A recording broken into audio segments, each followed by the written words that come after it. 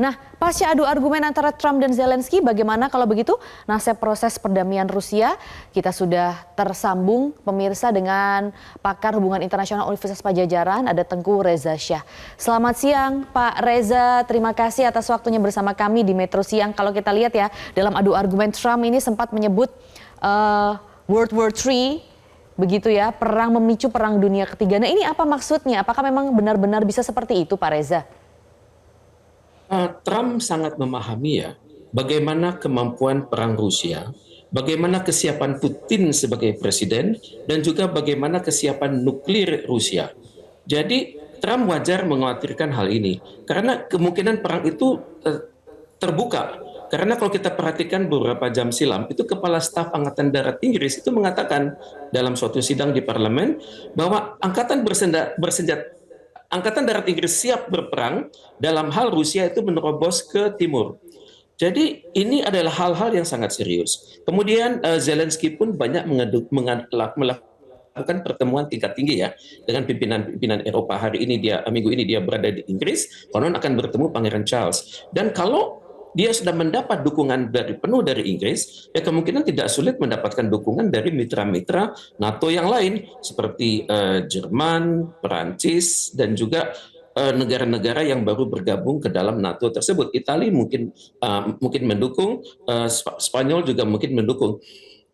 Memang tadi dikatakan ada kemungkinan KTT NATO ya. Cuman KTT NATO ini tujuannya apa? Apakah hanya untuk harmonisasi kebijakan ataukah kesiapan untuk perang? Karena seperti kita ketahui bersama, Amerika Serikat memiliki jumlah pasukan darat, laut, udara yang sangat besar di 40 pangkalan NATO yang tersebar di seluruh wilayah Eropa bagian barat dan juga di negara-negara ex-Eropa Timur yang masuk ke dalam NATO dan juga terkonsentrasi di perbatasan Turki. Jadi kalau hal ini terjadi, kita bisa membayangkan wajar Trump mengatakan potensi perang dunia ketiga itu ada. Cuman masalahnya, apakah perang dunia ketiga itu akan terjadi? Karena doktrin yang berlaku adalah mutually assured destruction. Jadi kalau salah satu pihak mengirim nuklir, walaupun dalam tonase yang kecil, itu akan berdampak yang luar biasa.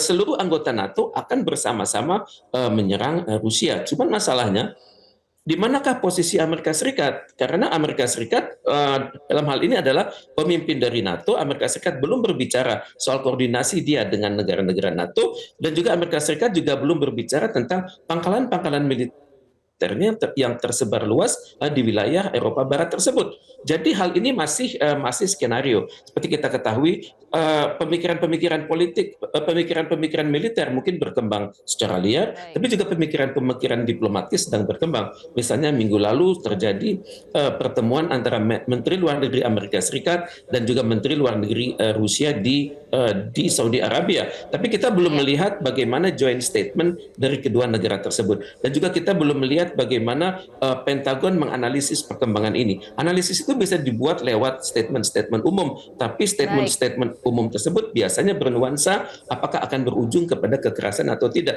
Tapi bagaimanapun juga perang itu harusnya dihindari. Dan untuk itu kemungkinan besar akan diciptakan solusi-solusi.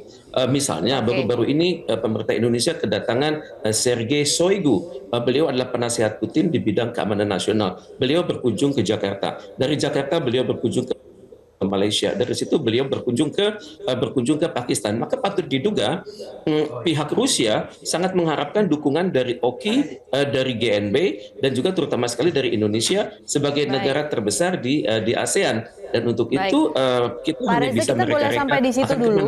Karena mungkin selanjutnya yang juga menarik untuk diketahui bagaimana menganalisa hubungan antara Amerika Serikat, Uni Eropa, pasca ketegangan yang terjadi. Maksudnya di sini itu kan ketegangan yang benar-benar terpampang nyata ya, terlihat dengan jelas, diliput oleh banyak sekali jurnalis di sana dan tersebar dengan cepat. Nah, apa dampaknya dari ketegangan tersebut? Apakah memang langsung hubungan Amerika Serikat dan Ukraina yang memanas dan akhirnya Uni Eropa kita lihat juga berpihak terhadap Ukraina?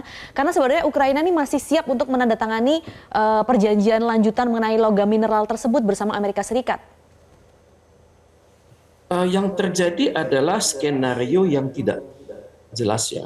Karena walaupun pihak Ukraina dan Amerika Serikat mereka memiliki draft untuk kerjasama di bidang energi tersebut, tapi dengan tidak adanya pertemuan teknis antara tim Amerika Serikat dengan tim dari Ukraina, maka kita tidak tahu akan kemana begitu ya. Kemudian pada saat yang sama, negara-negara Uni Eropa juga mulai merasa Amerika Serikat selama ini terlalu mendikte mereka, sehingga membuat negara-negara Uni Eropa tersebut tidak memiliki posisi yang jelas. Keadaan ini menimbulkan suatu skenario di mana mau tak mau Uni Eropa dalam hal ini NATO akan harus bergerak internal mereka tanpa dukungan dari Amerika Serikat, karena mereka sudah memiliki pelatihan yang cukup, mereka sudah memiliki berbagai simulasi di antara mereka sendiri, dan sekarang tiba saatnya NATO untuk berpikir bahwa tanpa Amerika Serikat mereka pun harus bisa menjaga kepentingan mereka di wilayah mereka sendiri, karena ini beda. Negara-negara Eropa mereka memiliki giroh itu adalah semangat juang, karena ini terjadi di wilayah di benua mereka. Sedangkan Amerika Serikat itu persis seperti yang dinyatakan oleh Zelensky, Anda berada di ujung lautan yang sangat damai, sangat aman, tapi kelak Anda akan memiliki masalah, dan hal inilah yang mungkin terjadi di satu sisi Eropa, negara-negara NATO minus Amerika Serikat memiliki kesamaan pendapat, memiliki kesamaan skenario, dan ini yang belum mereka keluarkan.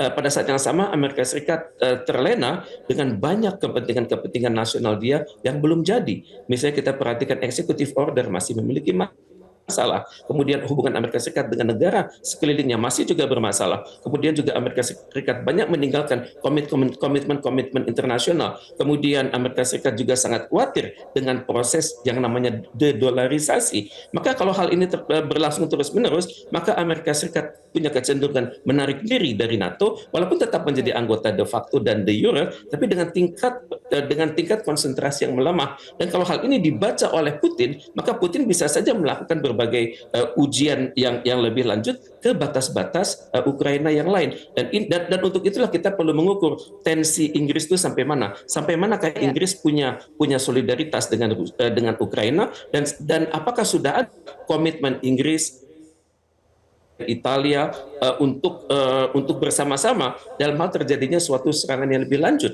dari pihak Rusia. Baik. Tapi saya sangat berharap semua menahan diri, karena bagaimanapun percayakanlah diplomasi itu masih dapat diharapkan, dan Trump masih kan diplomasi lebih Vladimir Putin. Baik, Pak Reza, pasca ketegangan ini terkait upaya perdamaian Rusia dan Ukraina, apakah mungkin akan tercipta dalam waktu dekat kalau begitu? Mohon diulangi. Iya, pasca ketegangan ini terkait perdamaian antara Rusia dan Ukraina, apakah mungkin tercipta dalam waktu dekat kalau seperti itu? Dalam hal ini banyak terjadi skenario ya.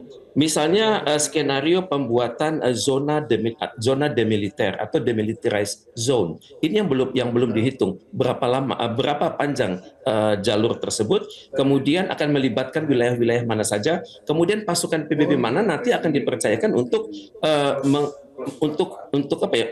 memonitor demilitarized zone tersebut. Karena pada minggu lalu pada saat Sergei Shoigu datang ke Jakarta, beliau menunjukkan adanya peta yang diharapkan dari Rusia untuk sebuah demilitarized zone antara Rusia dengan Ukraina. Kita belum tahu.